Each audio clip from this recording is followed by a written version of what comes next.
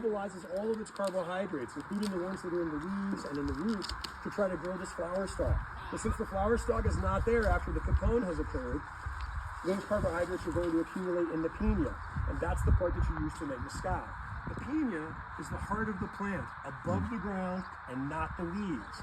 So when people do this capone process, they're going to cut that flower stalk, and then they're going to wait anywhere between 2 months and 2 years, sometimes as much as 4 years, to come back and harvest the agave with the benefit of the carbohydrates that were originally in the leaves, now in the piña. When I was telling you that you can get somewhere between, you can get a liter of mezcal from between 10 kilos of espadín and 22 kilos of espadín. That's if you do the capone process or not. It's only 10 kilos if you do capone process because you get the carbohydrates from the leaves. It's 22 kilos if you don't do the capone process. So why wouldn't you always do the capone process? Well, there's a frenzy to make mezcal. Oaxaca is a poor state. It's currently the 3rd poorest state in Mexico. It used to be the 2nd poorest state in Mexico. Chiapas and Guerrero are the 1st and 2nd now. And so people are like, oh my gosh, the rest of the world wants something that we do. Let's make it as quickly as possible because next week Americans might like gin instead. And so people are just in a hurry to make as much mezcal as they can. Also though, the flavor changes. It's not just carbohydrates that are mobilized. And at the risk of saying what something tastes like before you have the opportunity to taste it, because I normally don't want to do that, just because you're not likely going to have an opportunity to taste capone and non-capone side by side, I will tell you, it's very obvious. Photosynthesis is occurring in the leaves. That's the green part of the plant. The heart of the plant is not green. And so when it mobilizes those carbohydrates from the leaves and they accumulate in the piña, it also mobilizes certain molecules that form the building blocks of the chlorophyll. And so for lack of better words, capone mezcals, regardless of agave, have a bit of a greener taste to them. Even in agaves that you don't normally associate a green or vegetal flavor profile to. So, any questions on the first plants that were cultivated by the Mesoamericans? And the word mezcal actually just means cooked agave. In the Nahuatl language, the language of the Aztecs and the Mexicas, their word for agave is metal, and their word for cooked is ishali. When you shove them together, you get the word mezcal. So for the longest time, when we say mezcal, we just mean food. We mean cooking this, to eat it. And they would eat the leaves after they'd cook them, and they would eat the heart, the piña as well, after they'd cooked that. And hopefully we'll have an opportunity to taste some of it. Something might be some of it. It's delicious. I don't know why it's not more commonly found in some of the cool restaurants that we have in Oaxaca. It's not a big part of the diet anymore. People that make mezcal still eat it because it's chock full of energy. But for some reason or another, it's not widely eaten.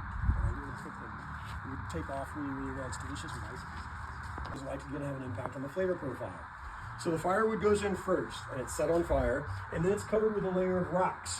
These are volcanic rocks. There's 2 scrape mines that they have on either side of town that they get these rocks from. Other people are using river stones or whatever rocks come out of the ground when they're tilling up the soil to plant their crops. And whatever type of rocks you have, frankly, they're the best ones. So you cover your firewood with these rocks, and then you wait somewhere between 4 hours and 10 hours for those rocks to get good and hot. The ones in the center will likely be glowing orange. And then you'll put this material on. This is bagasse. This is agave fiber after you've made mezcal. Pass it around if you want. So this is a byproduct of mezcal production. It's applied wet, and it acts as an insulator between the hot rocks and the piñas. The piñas go on next. If the piñas are enormous, you cut them into smaller pieces, just like if you're going to roast vegetables in the oven. You want to do more or less a uniform size. So the bigger pieces, though, are going to go closest to the rocks.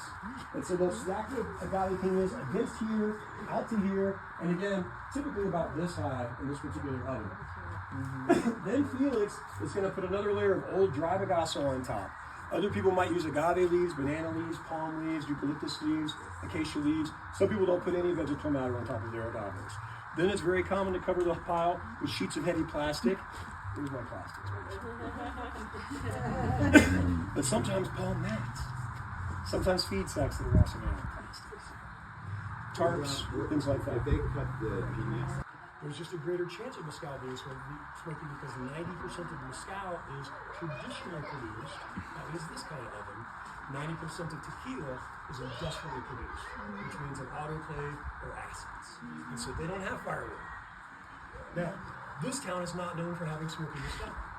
Typically, when they're waiting for those rocks to get hot, their agaves are away from the oven until the very last second, and they bring the agaves here, and then they start to put them onto the oven. In other places, people might stack the agaves in a wall around the oven, even before they light the wood on fire. That's going to increase the exposure of the pinas to smoke. That's going to increase the likelihood you have a smoky mezcal. Now, we have an artificial focus on smoky mezcals outside of Mexico because they stand out in cocktails.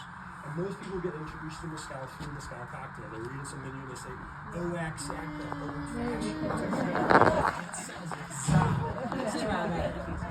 and then they taste it and it's kind of smoky. And the bartender pulls on his wax mustache and says, well, you probably don't know about this, but mezcal is roasted over fire. Tequila's cooking in the oven. Sort of. The fact is, mezcal doesn't have to be smoky. Some people go so far as to say that smoking mezcal is a mistake.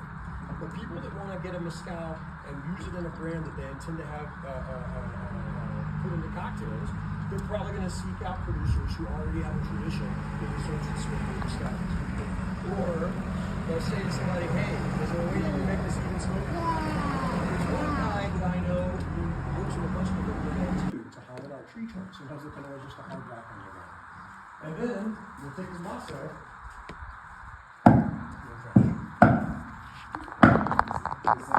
Two people. Yes, it's kind of like a hammock. And so you put a guy into this thing and you twist it. And it wrings out juice, and they capture that juice in that way. That's another way. That's not typical in Oaxaca, that's more of a northern Mexico thing. This is the most typical way that you're going to see people crushing agave for clay pot distillation in Oaxaca. I was just in Durango. I was shocked. I've read people say that sometimes they do crushing with just axes, and I was like, well, probably they just mean they chop the agave up with axes, and then they crush it with a maso. No. People in Durango were literally just cutting things into smaller and smaller pieces with a single axe, just an axe. And these are huge piles of agave that they were accumulating and were referring to make mezcal. I was stunned.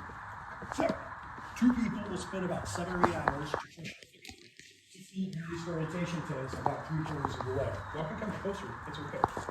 If you're not making certified mezcal, you can do fermentation in it, you taste it. And Juan Morales was like, I don't want to drink. Grandpa's got a problem, and I don't want to be like Grandpa. And Lucio said, you don't have to drink, but you do have to make mezcal because that's what your family does. Your family makes mezcal. So I'll show you. And so Lucio would taste it, and he goes, this is ready. Give me your hands. And he poured it into Juan's hands, and he goes, this is going to be harder for you, but this is how you're going to learn. I said, smell it. Rub it. It'll smell and feel different. And so Juan Morales supposedly has never consumed alcohol. He's 55 years old. I asked him one time, I said, do you really not drink? He's like, of course I drink. Well, man, I've never seen him drink. And he's like, well, I don't drink when I'm working. And there's always work to be done. I said, is it